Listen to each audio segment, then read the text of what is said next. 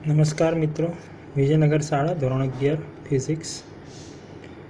છેલ્લે આપણે ખૂબ મોટા અંતરના માપનની રીત શોધી હતી અને કેવી રીતે ખૂબ મોટા અંતરનું માપન કરી શકાય એ જોયું હતું. હવે આગળ જોઈએ. આ એવો ટૉપિક છે જે માત્ર MCQ માટે જ ખાસ કામમાં આવતો હોય છે. જો ખૂબ જ સૂક્ષ્મ અંતરોનું માપન કરવું હોય તો પ્રયોગશાળામાં તમે વર્નિયર કેલિપર્સ, માઇક્રોમીટર સ્ક્રૂ, તમને ખબર છે દોસ્તો, ફૂટપટ્ટીની લઘુત્તમ માપ શક્તિ એટલે એના વડે ઓછામાં ઓછું કેટલું માપી શકાય તો 0.1 સેન્ટીમીટર. વર્નિયર કેલિપર્સ એની 0.01 સેન્ટીમીટર અને માઇક્રોમીટર સ્ક્રૂ એની 0.001 સેન્ટીમીટર, જે એની લઘુત્તમ માપ શક્તિ છે, એના વડે માપી શકાતું ઓછામાં ઓછું માપ છે. એ સિવાય તમે ઓપ્ટિકલ માઇક્રોસ્કોપનો ઉપયોગ કરીને એંગસ્ટ્રોમ સુધી માપી શકો છો. જો દ્રશ્ય પ્રકાશની તરંગ લંબાઈ તમને ખબર છે 4000 એંગસ્ટ્રોમથી 8000 એંગસ્ટ્રોમ છે. એટલે જો પ્રકાશની તરંગ લંબાઈ જેટલું વિભેદન એટલે એની ક્ષમતા, જો એટલું વિભેદન હોય, એટલો માપક્રમ હોય તો તમે ઓપ્ટિકલ માઇક્રોસ્કોપ વડે માપી શકો છો. એનાથી પણ નાનું માપ હોય તો ઇલેક્ટ્રોન માઇક્રોસ્કોપ વડે માપી શકો છો. ઇલેક્ટ્રોનની તરંગ લંબાઈ 1 એંગસ્ટ્રોમ કરતાં પણ નાની, લગભગ 0.6 એંગસ્ટ્રોમ જેટલું હોય છે. એટલે આવા માઇક્રોસ્કોપનું વિભેદન, એની લંબાશા 0.6 એંગસ્ટ્રોમ સુધીની હોય છે. એટલે નાના અંતરનું કેવી રીતે માપન કરી શકાય, કયા સાધનો વડે, એની આ વાત છે. પછી કેટલાક નાના માપ છે જે તમારે MCQ માટે ખાસ યાદ રાખવાના છે. જો લંબાઈનો વિસ્તાર તો તમને ખબર છે, પહેલા પાઠમાં આપણે જોયું હતું ફિઝિક્સમાં, લગભગ 10⁻14 મીટરથી 10⁻26 મીટર જેટલો છે. પછી જો આ એક fermi is equal to 10⁻15 metre, femtometre બી કહી શકો છો તમે. એક angstrom is equal to 10⁻10 metre. પછી એક એસ્ટ્રોનોમિકલ યુનિટ, જેને આપણે AU કહીએ છીએ, જે સૂર્ય અને પૃથ્વી વચ્ચેનું સરેરાશ અંતર છે, જે 1.496 × 10⁻11 મીટર હોય છે. એક પ્રકાશ વર્ષ એટલે કે 1 light year is equal to 9.46 × 10⁻15 metre. પ્રકાશે એક વર્ષમાં કાપેલું અંતર, જેને 1 લાઇટ યર કહીએ છીએ. પાર્સેક એ કોણીય અંતર છે. 1 પાર્સેક ઇઝ ઇક્વલ ટુ 3.08 × 1016 મીટર. એટલે આ બધા જ તમને MCQ માટે કામમાં આવે. પછી દળના માપનમાં તમને ખબર છે કે આપણે સૂક્ષ્મ ઇલેક્ટ્રોનનું દળ સૌથી સૂક્ષ્મ છે, 10⁻30 kg જેટલું લગભગ. ત્યાંથી લઈને 10⁻55 kg સુધી માપતા હોઈએ છીએ.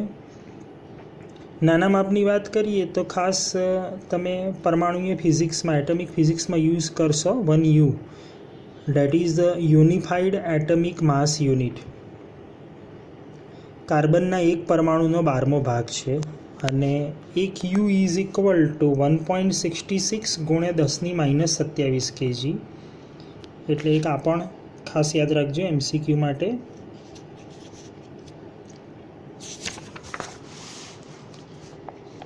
સમયનું માપન એકવાર વાંચી લેજો, બહુ કંઈ ખાસ છે નહીં.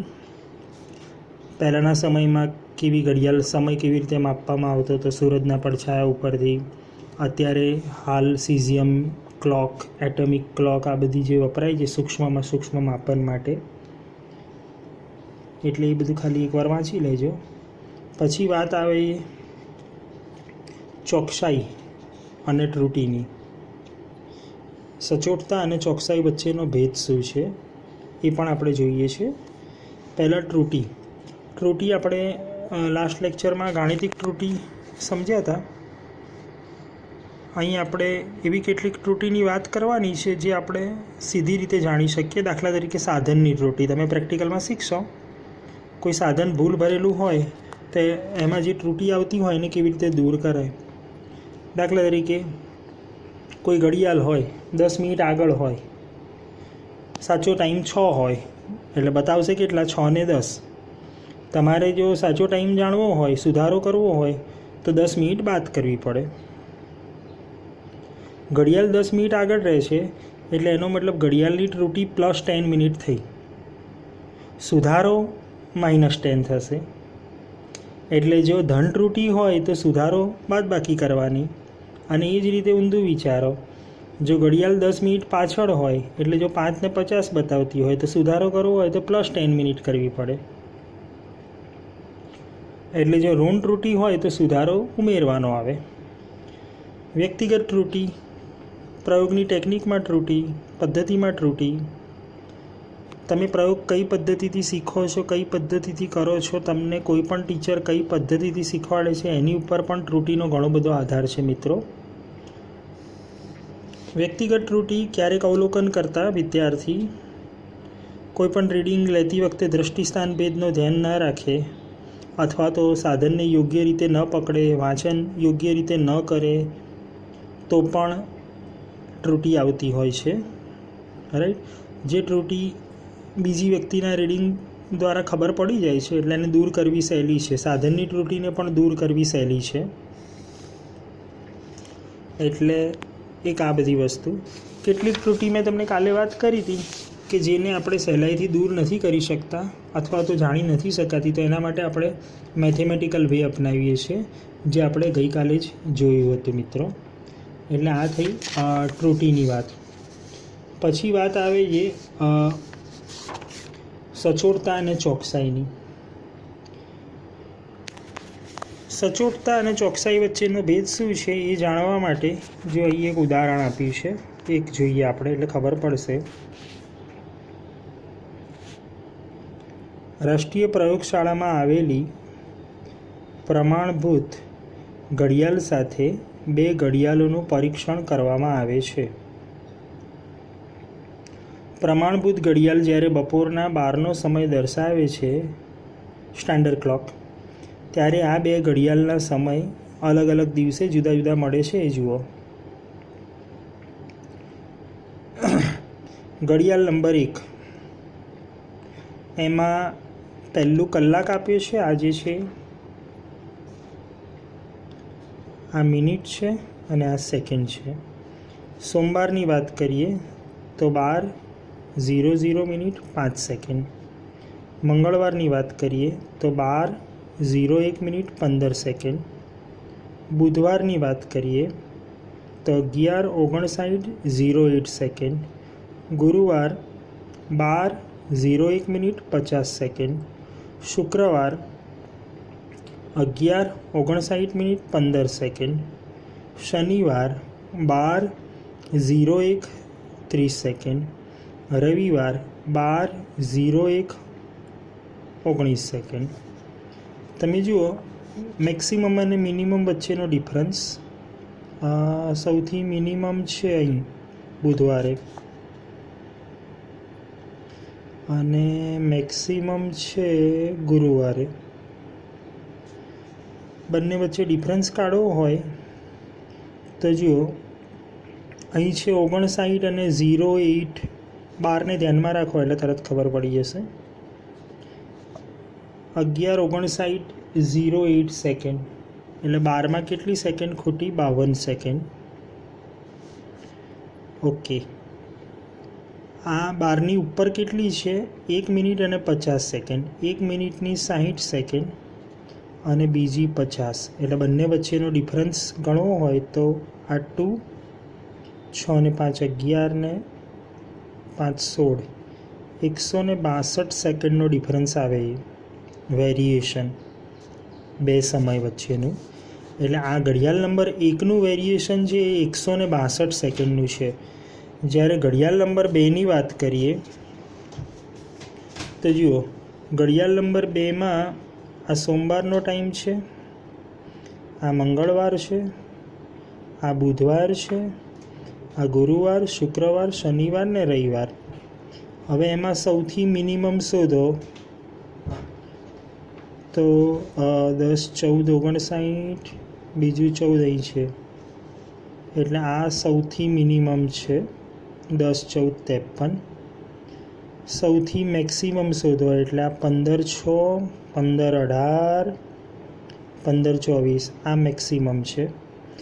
આ બંને વચ્ચેનો ડિફરન્સ જાણવો હોય તો જુઓ 10 15ને ધ્યાનમાં રાખો ને એટલે અહીં કેટલી ખૂટે છે 7 સેકન્ડ. અહીં 15ની ઉપર 24 છે એટલે 24 ને 7 31 સેકન્ડ.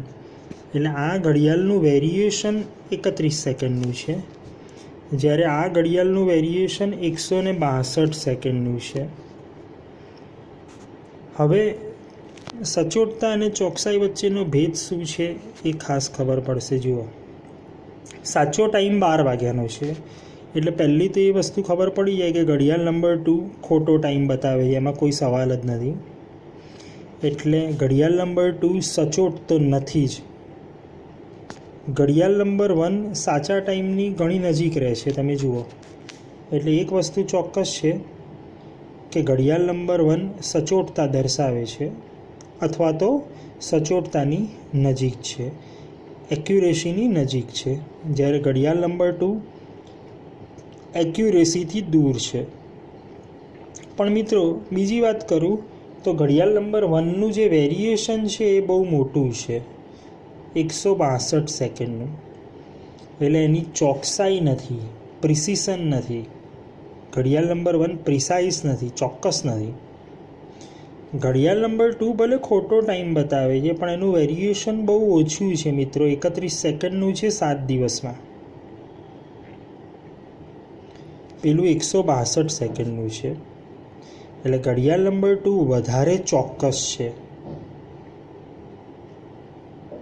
ઘડિયાળ નંબર 1 સચોટ છે પણ ચોક્કસ નથી, જ્યારે ઘડિયાળ નંબર 2 જે છે એ તમે જોઈ શકો છો દોસ્તો ચોકસાઈની નજીક છે, એટલે ચોક્કસ છે. હવે કઈ ઘડિયાળની પસંદગી યોગ્ય રહે તો દોસ્તો જે પ્રિસાઇઝ હોય એની ત્રુટિ દૂર કરવી બહુ સહેલી છે. ભલે એ સચોટ નથી પણ જો આ ઘડિયાળનો ટાઈમ ગોઠવી દેવામાં આવે, કોઈક કારણસર એનો ટાઈમ પાછળ પડી ગયો છે, જો એને ગોઠવી દેવામાં આવે તો એ સચોટ પણ બની જશે અને ચોક્કસ પણ બની શકશે. એટલે એક વસ્તુ યાદ રાખજો દોસ્તો કે ભૌતિક વિજ્ઞાનના પ્રયોગો કરતી વખતે એક્યુરેસી કરતાં પ્રિસિશનનું ઇમ્પોર્ટન્સ વધારે છે ચોકસાઈનું. રાઈટ? તમે ચોક્કસ હશો પણ સચોટ નહીં હો તો કોઈ ચોક્કસ કઈ ત્રુટિ છે એ શોધવી સહેલી થઈ જશે. રાઈટ? એટલે ત્રુટિ મળી જશે એટલે તરત જ સચોટતા તો આવી જ જશે. મેઇન વસ્તુ જે છે એ ચોકસાઈ છે. એટલે આ ખાસ તમને જે સમજાવવાનું હતું કે સચોટતા અને ચોકસાઈ વચ્ચેનો ભેદ શું, એના માટે ખાસ આ ઉદાહરણ આપી મેં. રાઈટ? એટલે આ જે નાની નાની વસ્તુઓ હતી જે મેં તમને સમજાવી, સચોટતા અને ચોકસાઈ વચ્ચેનો ડિફરન્સ. પછી આગળ જે જોઈએ આ છે સાદી ફૂટપટ્ટીની લમાશા, આ વર્નિયર કેલિપર્સની, આ માઇક્રોમીટર સ્ક્રૂની સેન્ટીમીટર. લમાશા એટલે લઘુત્તમ માપશક્તિ, ઓછામાં ઓછું માપી શકવાની ક્ષમતા. ઓપ્ટિકલ માઇક્રોસ્કોપ લગભગ પ્રકાશની તરંગ લંબાઈ જેટલું એનું વિભેદન હોય છે. ઇલેક્ટ્રોન માઇક્રોસ્કોપનું વિભેદન લગભગ 0.6 એંગસ્ટ્રોમ જેટલું હોય છે. એક ફર્મી એટલે કેટલા metre, angstrom. Astronomical unit is equal to કેટલા મીટર, પ્રકાશ વર્ષ, 1 લાઇટ યર, પ્રકાશીય વર્ષ. ધ્યાન રાખજો દોસ્તો અંતરનો એકમ છે પાર્સેક. એંગ્યુલર ડિસ્ટન્સ કોણીય અંતર 3.08 × 1016 metre. 1 u unified atomic mass 1.66 × 10⁻27 kg, જે કાર્બન પરમાણુના દળનો 1 કાર્બન પરમાણુના દળનો 12મો ભાગ છે. ઓકે.